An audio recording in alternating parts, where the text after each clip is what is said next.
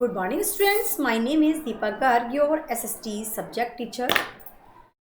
Today we learn about chapter 12, different ways of life, जिसके 2 part हम पहले study कर चुके हैं. तो आइए चलते हैं लेकर के हम थर्ड पार्ट पेज नंबर 73 पर आ जाइए. पेज नंबर 73 पर हमारा थर्ड पार्ट स्टार्ट हो रहा है. सबसे पहले इसमें टॉपिक आता है हमारी जो पढ़ाई से रिलेटेड है, जो हमारी पढ़ाई से रिलेटेड थी, हमारी शिक्षा के बारे में हमारा डिस्कस चल रहा था. तो आश्रम under the guidance of teacher and Rishi. The teacher said people live together in the forest. The ashram were built from away from the noise and pollution of cities. Their mutual relation were those of father son. A pupil learned how to read and write, arithmetic, science, politics, agriculture and animal husbandry. They were taught religious texts like the Vedas, which they were required to learn by rote. No few was charged for education. The ashrams were given grants by the rulers and rich peoples at the end of education, and Guru Dakshina or fees was charged, which was keeping in view of economic status of the people. The teacher occupied a very high place in the society. तो इसके में हम study कर रहे हैं क्या कि जो शिक्षा को जीवन के एक मुख्य अंग की तरह अपनाया गया था. इसी कारण जीवन के शुरू के 25 वर्षों में ब्रह्मचार्य आश्रम में स्वीकारा गया. जब बालक गुरुकुल में रहकर गुरु के निर्देशन में शिक्षा प्राप्त करता था. गुरु व शिष्य साथ साथ वनों में रहते थे, क्योंकि आश्रम शहर की भीड़ से दूर रह करके बनाए गए थे. उनके संबंध पिता पुत्र के समान होते थे. शिष्य लिखना पढ़ना, अंक गणित, विज्ञान, रणनीति, कृषि व पशुपालन का ज्ञान प्राप्त करता था. वे धार्मिक व्याख्या जैसे वेदों का अध्ययन भी करते थे, जिसमें उन्हें डटकर स्मरण करने की शक्ति आवश्यकता होती थी. शिक्षा निःशुल्क होती थी. आश्रम के शासकों तथा धनी व्यक्ति द्वारा दान किया जाता था. शिक्षा समाप्ति के उपरांत गुरु दक्षिणा ली जाती थी, जो शिष्य की आर्थिक स्थिति के अनुसार होती थी. गुरु समाज में बहुत ही ऊंचे स्थान पर रखता है. Growth of knowledge and science. Growth of knowledge and science. तो हमें देखना है ज्ञान में विज्ञान का विकास किस प्रकार से हुआ है. The scholars devoted their whole time in the growth of knowledge and science. The subject of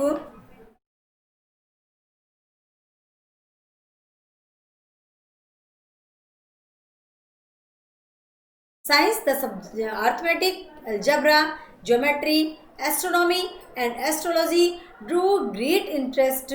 They could predict the occurrence of solar and lunar eclipse precisely. The accuracy of science in those days amazed the modern scientists. इसमें क्या हुआ, विद्वान अपना संपूर्ण समय ज्ञान में विज्ञान के विकास में व्यतीत करते थे. अंकगणित, बीजगणित, रेखा गणित, खगोल व ज्योतिष विषयों में भी लोगों की अत्यधिक रुचि थी. वे सूर्य ग्रहण व चंद्र ग्रहण के होने की भविष्यवाणी सटीकता से करते थे.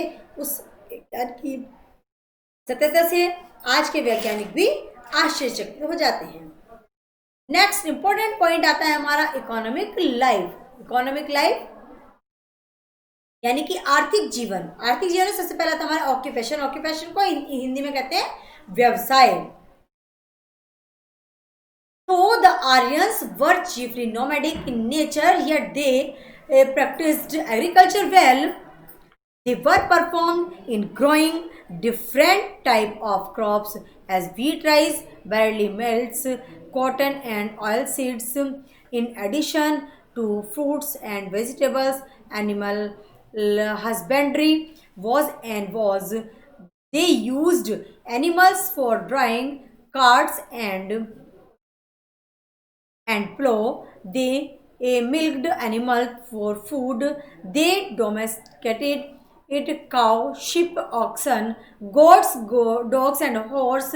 The cow was given a sacred place, and it could not be hurt in any way, and harsh punishment was prescribed for any hurt to the cow. They even worshipped mother cow. They also practiced other occupations like weaving, spinning, pottery, carpentry, metal work, leather work, etc. After the discovery of iron, the occupations of an ironsmith become important as well as all tools and weapons were made of it. The Aryans settled down at one place during the later Vedic age when these occupations become specialized over a period of time. तो जी व्यवसाय में यद्यपि आर्य खानाबदोश प्रकृति के थे, फिर भी वे खेती का कार्य अच्छे से कर लेते थे। विभिन्न प्रकार की फसलें जैसे गेहूं, चावल, जौ, बाजरा, कपास और तिलहन के साथ साथ फलों व सब्जियों को उगाने में भी सक्षम थे।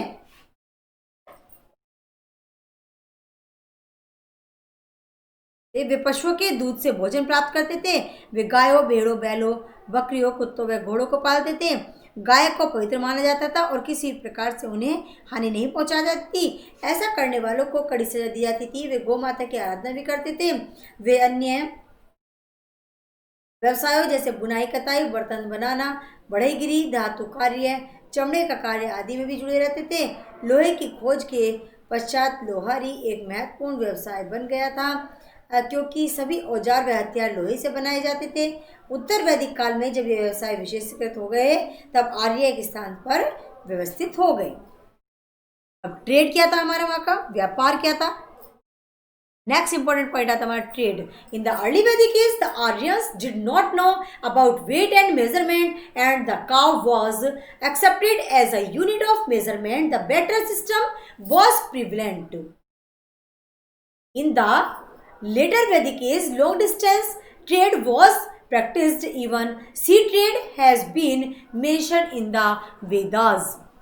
They knew about other civilization and learned a number of occupations from them like cutting of jewels, dyeing, etc. The barter system was gradually replaced by the coin. तो व्यवसाय में हमारे पूर्व वैदिक काल में आर्य जो वजन में मापन के बारे में नहीं जानते थे और मापन की इकाई के रूप में गाय का प्रयोग किया जाता था। वस्तु विनिमय प्रथा प्रचलित थी। उत्तर वैदिक काल में लंबी दूरियों तक व्यापार किए जाते थे। वेदों में समुद्री व्यापार के बारे में भी उल्लेख किया गया है। उन्होंने अन्य सभ्यताओं के बारे में जाना व उन्हें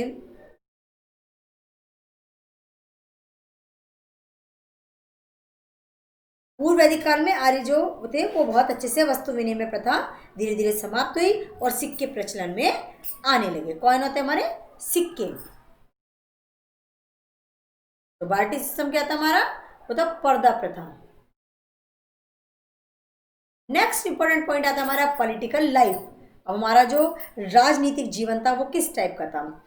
as the Aryans move towards the Gangetic plains from the northwest, they started to lead a settled life in the later Vedic age. Intently, they were organized into small tribes or clans under the command of a Rajan, who were the bravest or wisest among them. But with the passage of the time, the post of Rajan became the hardly. He ruled with the help of popular assemblies, the Sabha and the Samiti. उनको क्या कहते हैं, सभा और समिति कहा जाता था। The Sabha was the general assembly in which all grown up the people participated, while the Samiti was the assembly of the elders. The king was accepted with the several ministers in the discharge of his duties. The two important ministers were the Purohit, who was the spiritual head and advisor, and the other was the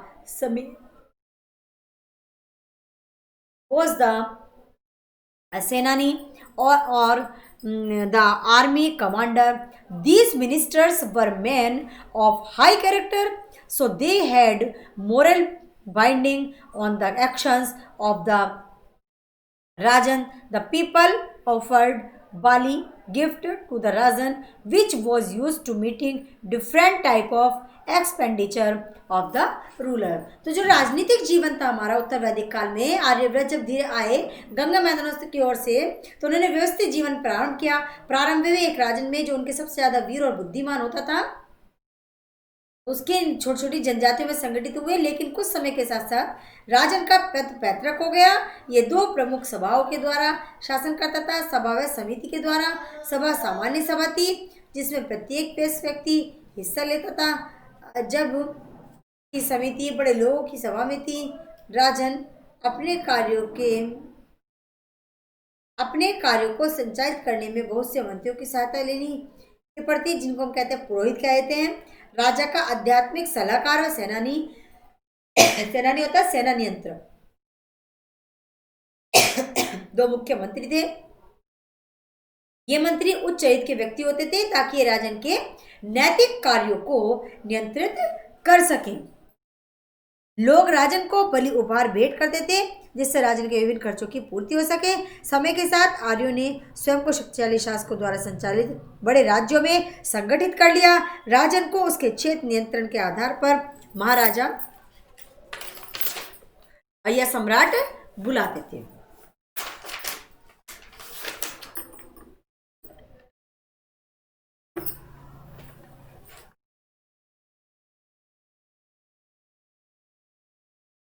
The powerful kingdom of this included the Kashi Magadh कुरु, पांचाल, कौशल, अंग आदि कुछ शक्तिशाली राज्य भी थे।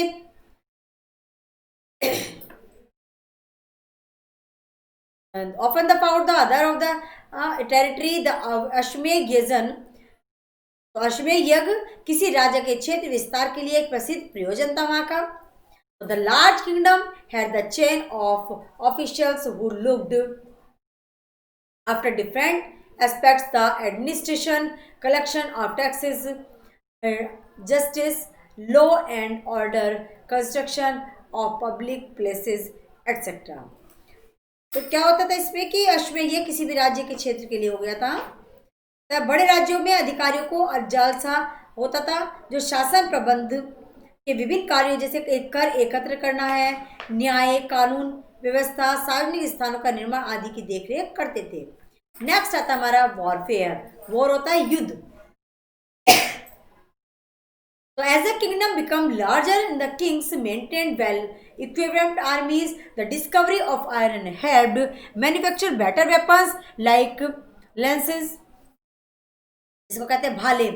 तो उसमें क्या हुआ, राज्य के विस्तार के साथ साथ राजाओं ने हथियारों से सुसज्जित सेना रखना प्रारंभ कर दिया था, जिसमें उन्होंने क्या बनाए थे, भाले, बर्छी, तलवार तथा गदा बनाने में सहायता मिल गई थी उनको।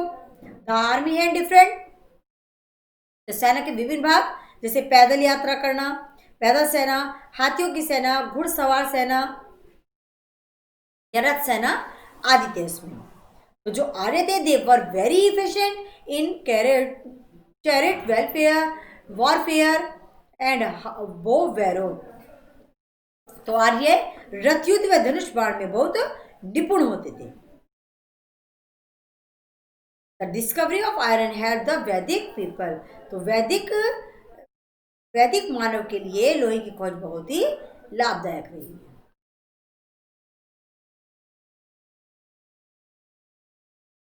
नेक्स्ट होता हमारा chalcolithic settlement in the south. You have read that while the Harappan civilization witnessed the copper age,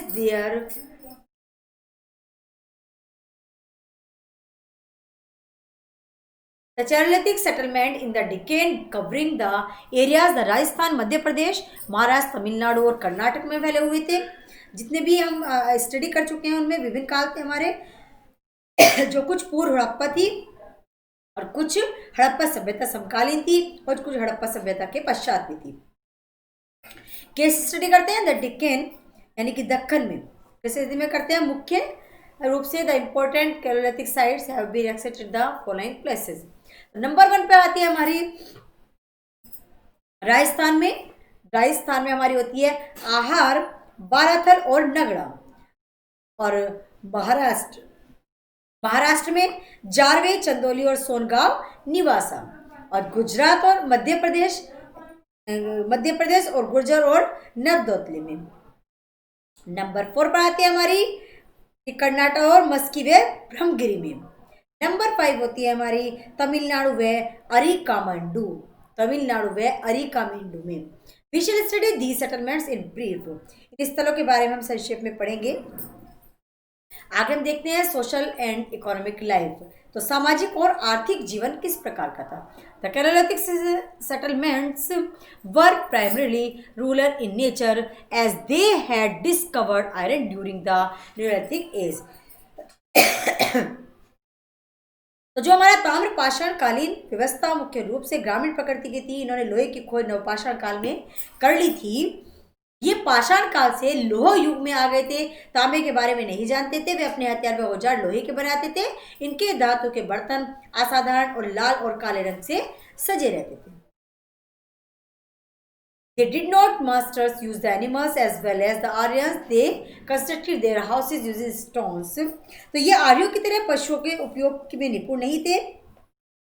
अपने आवासों को पत्थरों, मिट्टी और ईंटों से बना देते थे। पत्थरों का प्रयोग इनके घरों में मजबूत बनाता था। चूने का उपयोग घरों की दीवारों को रंगने के लिए किया जाता था। The chalcolithic people cultivated both kharif and rabi crops. तो जो ताम्रपाषाण कालीन मानव दोनों प्रकार की फसलें खरीफ और रबी की फसल उगाते थे। उनकी मुख्य फसलें गेहूं, चावल, बाजरा और हरी मटर, काले चने आदि थे। So they maintained the trade relations with other settlements. Their chief articles of trade were pulses, sails, gold and silver ornaments, etc. The bullocks carts came into use for long distance trade with the passage of time. Many other crafts and occupations too came into existence like jewelry, weaving, dyeing, etc. So the people worshipped mother goddess and the bull. There is evidence to show that they also worshipped a deity who resembled Shiva Pashupati, as a painting depict him surrounded by animals and birds. It is probable that Ganesha was also worshipped. There were sites that they believed in life after death. तो इन्होंने अन्य सभ्यताओं से व्यापारिक संबंध स्थापित किए। वे मुख्यतः दाल, अनाज, सोने चांदी के आभूषण का व्यापार करने लगे। समय के साथ बैलगाड़ियों का प्रयोग लंबी दूरी के व्यापार में किया जाने लगा। बहुत से अन्य शिल्प व्यवसाय बनाए गए जिनमें आभूषण बनाना, बुनाई, रंगाई आदि के अस्तित्व में आए। लोग देवी देवता या माता बैल की पूजा करते थे। कुछ ऐसे प्रमाण मिले जिनसे पता चलता है कि लोग एक देव की पूजा करते थे जो शिव पशुपति के समरूप थे, क्योंकि उनके चित्र के चारों ओर पशु व पक्षी हैं। यही मान जाता है कि गणेश जी की पूजा की जाती थी। उनके शवाधान स्थल ये प्रमाण देते हैं कि वे मृत्यु उपरांत जीवन पर विश्वास करते थे। तो स्टूडेंट्स, आपका चैप्टर 12 यहीं पर एंड होता है। आपको अच्छे से वीडियो को वॉच करना है, केयरफुली आपको अपनी बुक रीड करनी है। Thank you everyone.